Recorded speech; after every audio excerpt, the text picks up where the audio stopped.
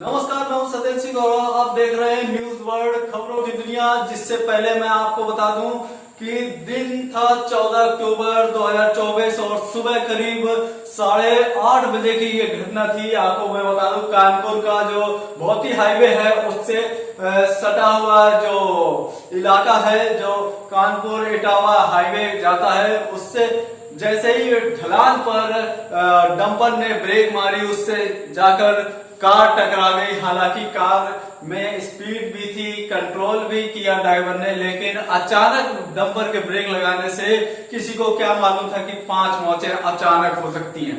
हालांकि इसके बाद जो हुआ वो वाकई में देखने लायक था। मैं आपको बता दूं मौके पर जो 5 मौतें हुई उसमें से पीएसआईटी के 4 छात्र यानी 2 छात्राएं और 2 छात्र शामिल थे। और इससे पहले जो मरने वालों में जो 4 छात्र थे तो उनमें से सबसे पहले 2 छात्राएं जिनका नाम है Ayushi Patel, BTech first year की स्टूडेंट थी। वही दूसरी ओर Garima Tripathi BTech 3rd year की स्टूडेंट रही थी। और इसी के साथ बता दें तीसरा जो छात्र था मरने वाला उसका नाम Satish Kumar, BTech 3rd year का स्टूडेंट। और इसी के साथ साथ प्रतीक सिंह जो बीटेक 4th सेमेस्टर का स्टूडेंट था, उसकी उन चारों की मौत के साथ साथ जो उनका ड्राइवर था वो विजय साहू ड्राइवर भी मौके पर मौत हो गई। वो 5 मोहल्ले के एक ही मोहल्ले के रहने वाले थे। और जो पीएसआईटी भौती हाईवे की ढाल पर डंपर के अचानक ब्रेक लगाने से जो अल्टो कार थी उसके पीछे से आ रही थी और अचानक उसके आगे कार उसमें जा घुसी। कड़ी कार्रवाई की जानी चाहिए। दोनों डंपर के चालकों के ऊपर विरुद्ध कड़ा एक्शन लिए जाना चाहिए। अचानक ब्रेक क्यों लगाई, क्या कारण था, क्या स्पीड में थी गाड़ी, क्या नहीं थी, क्या अपना उन्होंने नियंत्रण रखा कि नहीं रखा, ये सारी चीजें, क्योंकि अचानक से इतना बड़ा हादसा भयावह स्थिति पैदा कर सकता है। आपको बता दें एक चीज और, क्योंकि जिनके घर में इस तरह से पढ़ने वाले बीटेक के स्टूडेंट होनहार छात्र थे, उनके घरों में कैसा क्या मातम पसरा होगा ये भी देखने वाली बात होगी। हालांकि बहुत दुख सहने की क्षमता ईश्वर उनको दे। और दूसरी चीज ये है कि इतनी ज्यादा आप खर्च करते हो पढ़ाई लिखाई में, सब सारी चीजें हैं, इसके बावजूद भी घर का कमाने वाला जो मुखिया मैन है वो कैसे परिवार चला रहा है, कैसे सारी जिम्मेदारियां उठा रहा है, वो बेहद देखना जरूरी वाली और दिलचस्प बात होगी।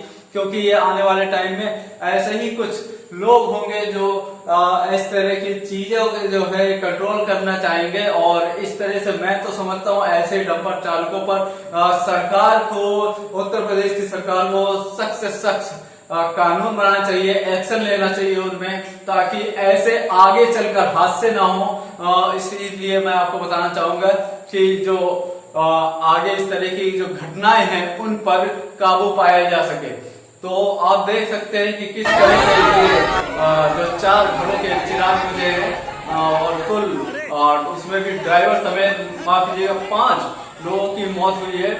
तो इन घरों में कैसे मातम पसरा हुआ है आप देख सकते हैं। किस तरह से महिलाएं जो है वो बिलख रही हैं अपने बच्चों को लेकर के।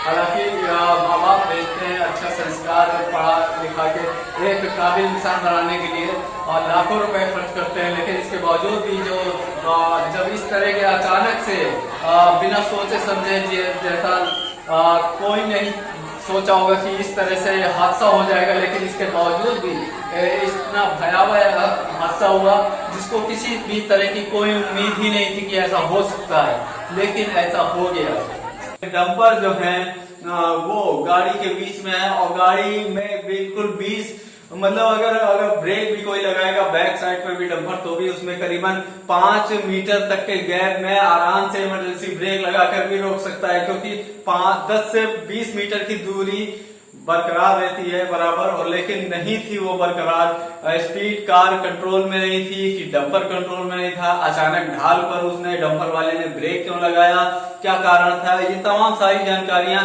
जुटानी चाहिए पुलिस को और पुख्ता सबूत के साथ साथ ही उन पर कार्रवाई की जानी चाहिए। और तमाम सारी चीजें जो है बिल्कुल देखने लायक नहीं था, भयावह स्थिति थी।